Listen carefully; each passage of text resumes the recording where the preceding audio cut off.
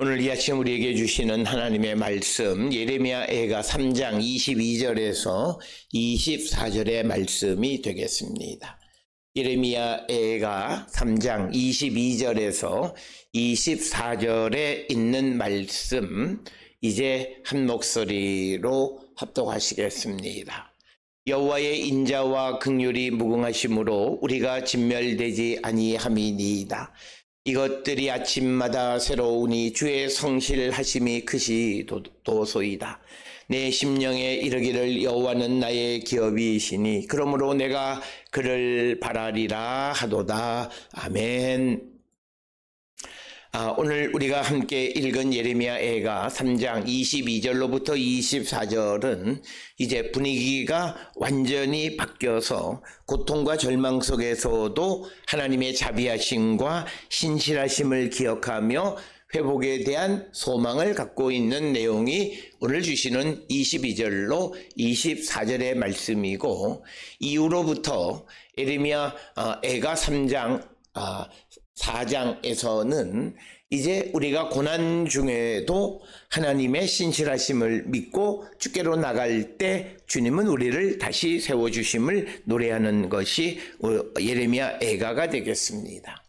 따라서 앞에서도 말씀을 드렸듯이 예레미야 애가를 통해서 예루살렘 시온의 완벽한 멸망을 우리에게 가르쳐주는 것이 아니라, 비록 우리가 하나님 앞에 범죄해서 하나님의 공의로운 심판 가운데 우리에게 고난이 임한다 할지라도 그 고난의 의미를, 그 고난의 원인을 분명히 깨닫고 고난 속에 있는 하나님의 주권을 인정하고 주께로 가면 주님은 인자와 긍휼로 우리를 구원해 주신다라고 하는 것, 그걸 우리에게 가르쳐주는 것이 되겠고, 그래서 우리가 이 땅을 살아가면서 하나님의 말씀이 엄격하고 또 우리가 하나님 앞에 죄를 짓지 않을 수 없는 그런 연약한 자들이긴 하지만, 그럼에도 불구하고 우리에게 주시는 희망은 비록 우리가 고통과 좌절과 절망 속에 있을지라도 주께로 나가면 하나님의 인자와 긍휼하심으로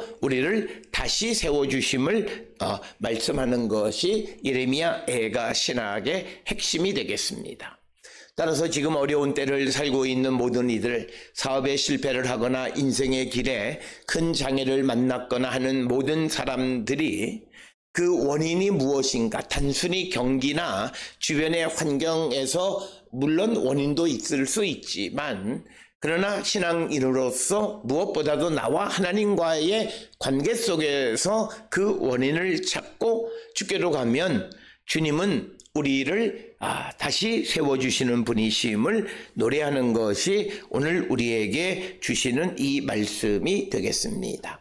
특별히 오늘 주시는 본문의 말씀 22절에서 여호와의 인자와 긍휼이 무궁하심으로 우리가 진멸되지 아니함이니이다. 오늘 주시는 22절에는 중요한 두 단어가 기록되어 있는데, 인자로 번역되어 있는 히브리어 헤세드라고 하는 이 헤세드는 인자 혹은 또 사랑이라고 번역되기도 하는데, 이 하나님의 헤세드, 그 다음에 긍휼로 번역되어 있는 라하밈이라고 하는 겁니다. 그래서 인자라고 하는 것은 또 헤세드라고 하는 것은 경우에 따라서는 하나님의 goodness, 즉 하나님의 선하심, 그리고 또 긍휼이라고 하는 것은 하나님의 자비. 그래서 오늘 주시는 본문의 말씀은 우리가 구원을 받게 되어지고 고난 속에서 어떤 하나님의 도움으로 다시 세워지는 것은 내게 어떤 그런 은혜를 입을 만한 자격이 있어서가 아니라 전적으로 하나님의 인자하심과 긍휼에 의한 것임을 우리에게 가르쳐주는 말씀입니다. 그래서 오늘 주시는 본문의 말씀에서 강조하는 것은 여호와의 인자와 긍휼이 무궁하시다라고 하는 겁니다. 그래서 무궁하다라고 하는 말은 변하지 않는다라고 하는 그런 뜻, 즉 하나님의 무조건적인 사랑을 말하고 있습니다. 바로 우리가 구원을 받을 수 있는 성경에서, 신구약 성경 전체에서 우리가 하나님의 구원을 받는 가장 근본적인 이유는 내가 어떤 일을 행하고 내가 어떤 자격이 있고 그것이 아니라 전적으로 변하지 않는 무궁한 하나님의 사랑 인자하심으로 말미암은 것임을 우리에게 가르쳐주고 있고, 이것은 하나님의 인자가 무궁하시다라고 하는 말의 의미는 조건에 따라 상황에 따라서 변하지 않는 사랑이란 뜻입니다. 그래서 우리가 비록 하나님을 배반했고 하나님을 말씀을 어기어서 하나님 앞에 범죄한 자라 할지라도 다시 하나님에게로 돌아오기만 하면 하나님은 우리를 변함없이 사랑하신다라고 하는 것. 이것이 하나님의 본성 속성이다라고 하는 겁니다. 바로 그것 때문에 우리가 구원을 받게 되어지는 것이고, 그래서 우리가 고난의 직면에서 내가 무엇을 하려고 막 하는 그것보다 더 빠른 길은 내가 하나님의 인자와 긍휼의 의지에서 세워지는 겁니다. 어떤 이들은 어려움에 직면했을 때 사람이 뭘 해야 되냐 말아야 되느냐를 고민할 때가 많습니다.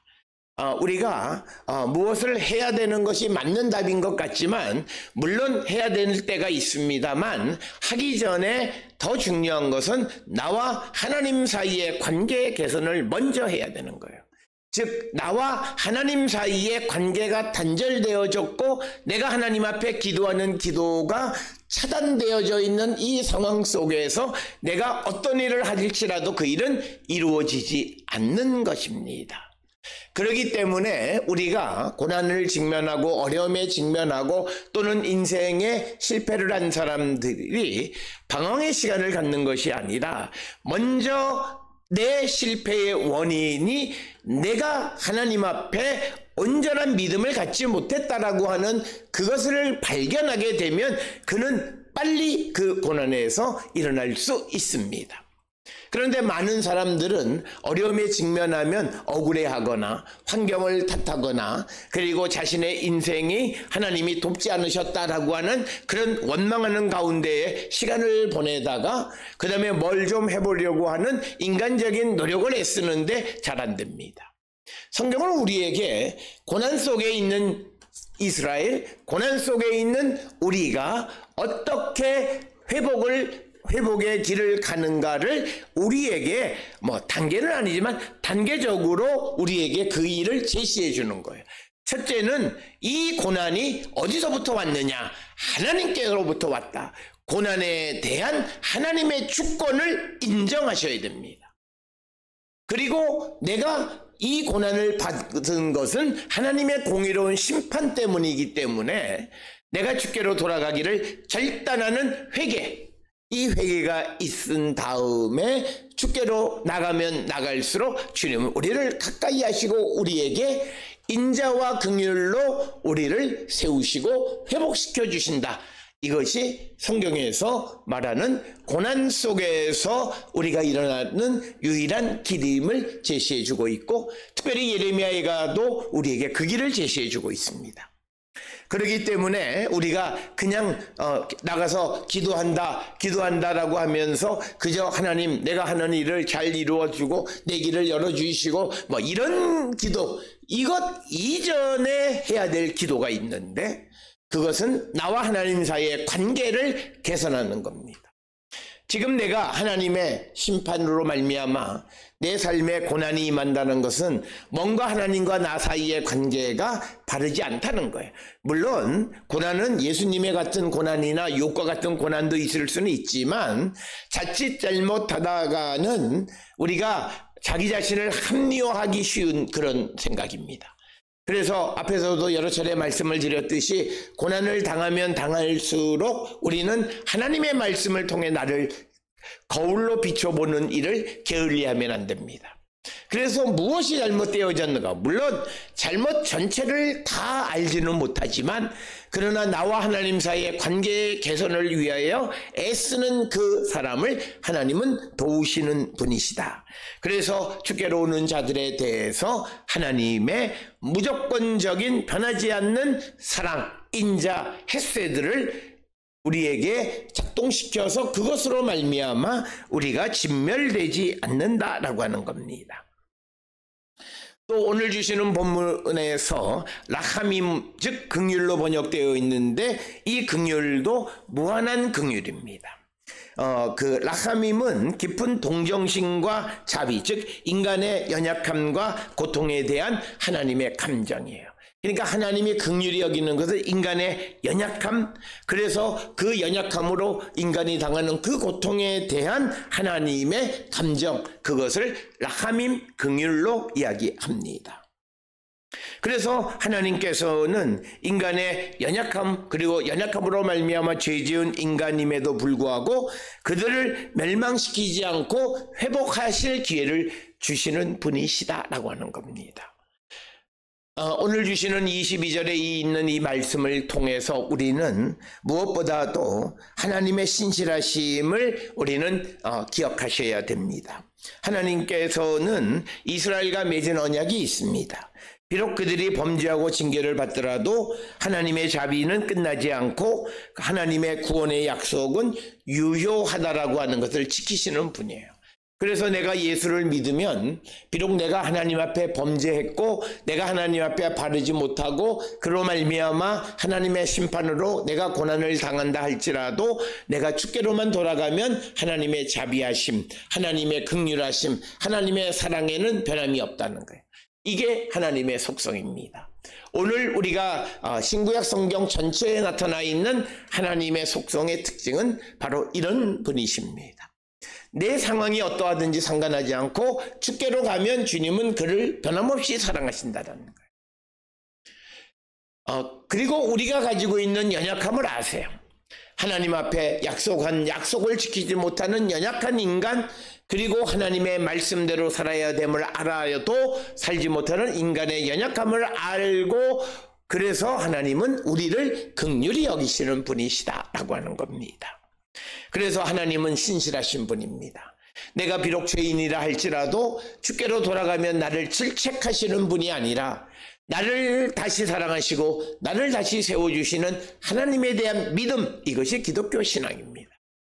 그러기에 오늘도 여러 가지 원인이 있고 또 여러 가지 이유로 우리가 고난 속에 처했을지라도 내가 주께로만 돌아가면 주님은 나를 다시 세워주시는 분이시다. 우리는 돌아온 탕자의 이야기에서 아버지의 재산을 다 털어먹고 외국 땅에서 이제 거지 신세가 된 아들이지만 아버지께로 돌아왔을 때 아버지는 그의 옛날에 그의 신분, 아들의 지위와 모든 것을 회복시켜 주시고 그를 위하여 잔치를 베푸십니다. 비록 내가 하나님을 배반하고 하나님을 떠나 범죄한 자가 되었지만 다시 주께로 돌아가면 주님은 우리를 사랑하시고 우리를 다시 세워주시고 우리의 신분을, 지위를 다시 회복시켜 주시는 분임을 믿고, 더 중요한 것은 범죄하지 않는 것이 중요하지만 더 중요한 것은 범죄한 후에 하나님께로 돌아가서 다시금 주님의 자비와 주님의 긍휼을 입는 자가 되면 그는 다시 세워짐을 말씀하는 것이고, 그것에 대한 믿음을 갖는 자들이 되어야 함을 우리에게 가르쳐주는 말씀이 되겠고, 이것과 연결되어져서 오늘 주시는 23절에 이것들이 아침마다 새로우니 주의 성실하심이 크시도소이다. 그래서 오늘 주시는 23절의 의미는 그래서 아침마다 새롭고 큰 것은 당신의 변함없음이니이다. 그러니까 하나님의 인자와 긍휼이 아침마다 새롭고 큰 것은 하나님의 성실하심 때문이다 라고 하는 것입니다. 그래서 우리는 하나님의 신실하심에 대한 믿음을 가져야 합니다. 하나님의 사랑은 내 상황에 관계없이 내가 주께로만 돌아간다면 주님은 항상 변함없이 나를 사랑하시는 분이시다라고 하는 것을 우리는 꼭 기억을 하셔서, 특별히 오늘 주시는 23절이 우리에게 가르쳐주는 것은 하나님의 신실함이 매일 우리의 삶 속에서 경험하게 되어짐을, 그래서 이것들이 여호와의 사랑과 긍휼이 아침마다 새롭고 크다. 왜냐하면 주님의 그 성실하심 때문이다라고 하는 거예요. 그러니까 주님은 변하지 않는 분이시다. 어저께 내가 죄인이라 할지라도 오늘 내가 주께로 돌아가면 오늘 나에 대한 하나님의 인자와 긍휼은 변함이 없다라고 하는 것을 우리는 꼭 기억을 하셔서, 그래서 하나님의 은혜와 자비는 항상 새롭고 항상 날마다 새로운 것이다 라고 하는 거예요. 그래서 이것은 우리에게 날마다 새롭게 은혜를 베푸시는 하나님이라고 하는 겁니다. 한번 내가 죄를 지었다 해서 하나님이 영원히 나에 대해서 내가 주께로만 돌아가기만 하면 주님은 내게 새로운 은혜로 나를 도우시고 더 큰 자비와 또 긍휼로 나를 세워주시는 분이다 라고 하는 그 믿음을 갖고 살아가는 자들이 되어야 합니다. 이 말은 결국 우리가 죄를 짓고 그래서 하나님의 심판으로 실패를 한다 할지라도 언제든지 하나님께로 돌아가면 새로운 시작과 회복을 허락하시는 분이라는 것. 굉장히 중요한 겁니다. 여기에서 키는 내가 하나님에게로 돌아가는 겁니다. 하나님에게 돌아가는 것의 핵심은 내가 그냥 주님 앞에 나가서 기도하는 그게 아니라 내 실패의 원인이 하나님께 있다라고 하는 것, 그래서 그 원인이 무엇인가를 발견하는 거예요. 그래서 주께로 나가고 회개하고 주께로 나가면 하나님은 내가 다시 일어설 수 있는 기회를 주시는 분이다. 굉장히 중요한 겁니다. 그래서 주님은 한 번의 실수로 그 사람의 인생을 결정하고 끝내버리는 분이 아니라 마치 우리가 적그리스도처럼 예수 그리스도를 부인하고 하나님을 부인하고 그래서 하나님의 심판에서 멸망하는 자들이 아닌 이상 내가 하나님의 백성으로 살아가는 삶의 순간순간 범죄해서 깨닫고 주께로 돌아오는 자들에게 하나님은 그를 새롭게 시작할 수 있도록 은혜를 베풀어 주시는 분이시다. 또한 오늘 주시는 본문에 주의 성실하심이 크다라고 하는 것은 주님의 신실함은 변함이 없다. 이 말은 주님은 항상 그 약속을 지키시는, 앞에서도 말씀을 드렸듯이 하나님의 인자와 긍휼에는 변함이 없다라고 하는 겁니다. 그래서 우리는 이것을 기억하셔서 내가 범죄했을지라도 주께로 돌아가기만 하면 내게 새로운 가능성이 열린다. 그렇기 때문에 성도들이 오늘 우리가 살고 있는 한국교회의 가장 심각한 문제, 그리고 예수를 믿는다 하면서도 좌절과 실망과 실패를 겪는 사람들이 많이 있는 이유는 그들이 자신의 죄에 대해서 민감하지 않고 특별히 메시지 가운데에 하나님의 경고의 음성을 듣지 않기 때문입니다. 경고의 음성을 듣고 자기를 성찰하고 돌이켜 주께로 돌아가기를 힘쓰는 자는 항상 하나님의 은혜로 새로운 출발이 그에게 열려 있다는 거예요. 그래서 우리가 새롭게 회개하고 우리에게 새로운 미래가 열리는 희망은 다른 게 아니에요. 내가 주님 앞에 오늘 나의 모습을 돌아보고 회개하는 거예요. 그것만이 우리를 세워주시는 유일한 길임을 오늘 우리에게 가르쳐주는 거예요. 오늘 우리는 현상적으로 보면 많은 사람들이 예수를 믿는데 잘 안 돼요. 그 일은 그들이 주님의 말씀을 안 들어요. 주님의 말씀을 듣지 않는다는 것은 너 지금 잘못 가고 있어, 이 말을 듣기 싫어해요. 무조건 잘못된 일을 할지라도 자기를 지지해 주기를 원해요. 그래서 우리가 가끔 명절이나 이럴 때 형제간에 어떤 갈등이 벌어졌을 때 그 배우자들은 옳고 그름을 떠나서 내 편이 되어달라고 말하는 거예요. 그게 틀린 거예요. 믿음 안에서는 그럴 수가 없는 거죠. 그렇기 때문에 그들에게는 항상 신앙이 있고 믿음이 있다 하지만 그들의 삶에는 새로움이 없다라고 하는 거예요. 그래서 오늘 우리는 지금까지 나의 삶이 어땠든지 간에 이제 내가 내 삶을 하나님의 말씀으로 한 번쯤 스캐닝 하셔요. 그래서 무엇이 잘못됐고 내 삶의 근본적인 문제가 무엇인가를 발견하고 그것을 고치는 첫발을 내디딜 때 하나님은 우리에게 변함없는 사랑과 긍휼로 새로운 미래를 열어주시는 분이다. 이 사실을 우리가 꼭 기억을 하시고 오늘도 우리가 말씀으로 나를 성찰하고 돌아보기를 힘쓰는 우리 모든 성도들이 되어야 합니다. 그리고 오늘 주시는 본문 23절에서 아침마다 새롭고 주의 성실하심이 크다. 즉 여호와의 인자와 긍휼이 아침마다 새롭다라고 하는 말의 의미는 하나님의 자비하심, 하나님의 긍휼하심, 하나님의 인자하심은 우리가 일상을 통해서 매일같이 겪는 것이다. 어떤 특수한 일에서 겪는 것이 아니라 물론 특별하게 어떤 중요한 일 속에서도 그것을 겪을 수 있지만 그러나 오늘 주시는 23절에서는 아침마다 매일같이 우리가 하나님의 사랑, 인자와 긍휼을 체험하게 된다라고 하는 것입니다. 이 말은 하나님의 사랑, 인자는 또는 하나님의 긍휼은 우리에게 실제적인 것이라는 뜻이에요.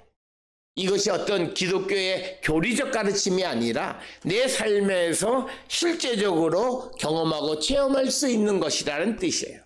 그래서 아침마다 새롭다라고 노래하고 있습니다. 이어지는 24절에서 내 심령에 이르기를 여호와는 나의 기업이시니 그러므로 내가 그를 바라리라 하도다. 오늘 주시는 본문에서 24절에서 절망 가운데 있는 자들이 여호와를 기다리는 이유는 여호와만이 나의 기업이다 라고 하는 것을 노래하고 있습니다. 특별히 우리가 잘 알다시피 오늘 주시는 24절의 기업이라고 하는 것, 고대 이스라엘 사회에서 기업, 유산은 생존과 자기의 삶의 안정을 위해서 매우 중요한 것인데 그래서 이스라엘에게는 그 기업이 그런 물질적인 것이 아니라 여호와가 그 유산이다라고. 세상의 물질적 소유가 유산이 아니라 하나님 자체를 최고의 기업으로 여겼다는 거예요.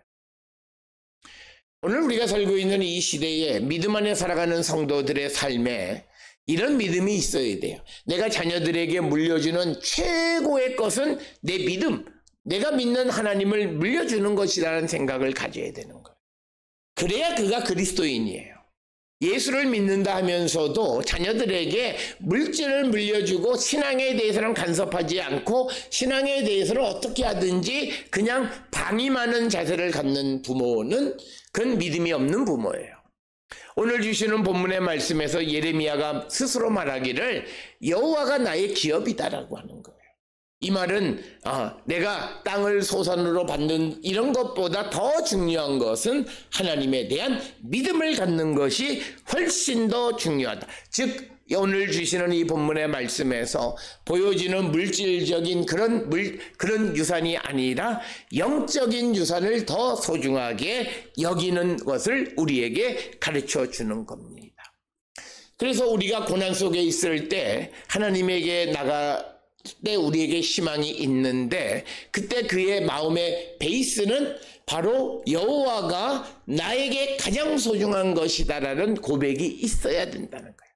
그냥 위기를 모면하기 위해서. 그래서 어떤 이들은 어려울 때는 신앙생활을 잘하다가 어려움이 해소된 다음에는 또 신앙이 일상으로 돌아가는 모습들, 그건 여호와가 나의 기업이라는 고백이 없기 때문이에요. 그렇기 때문에 우리가 궁극적으로 우리에게 고난을 주시는 이유는 고난 속에서 그 사람이 24절에 있는 것처럼 여호와는 나의 기업이시다라는 고백을 끌어내기 위해서 하나님은 그에게 고난을 주신 거예요.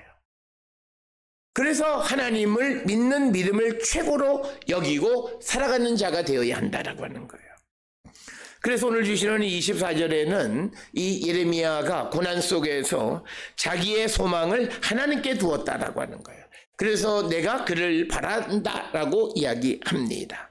절망 속에서도 하나님에게 소망을 둔다라고 하는 그런 의미가 된 겁니다. 그를 바란다는 것은 여호와를 기다린다, 여호와의 구원을 기다린다라고 하는 것입니다. 그래서 하나님에게 소망을 두고 내 지금 이 상황에서 나를 구원해 줄 분은 하나님 한 분뿐이다 라고 하는 그런 고백을 하는 것이 오늘 주시는 24절의 말씀이 되겠습니다.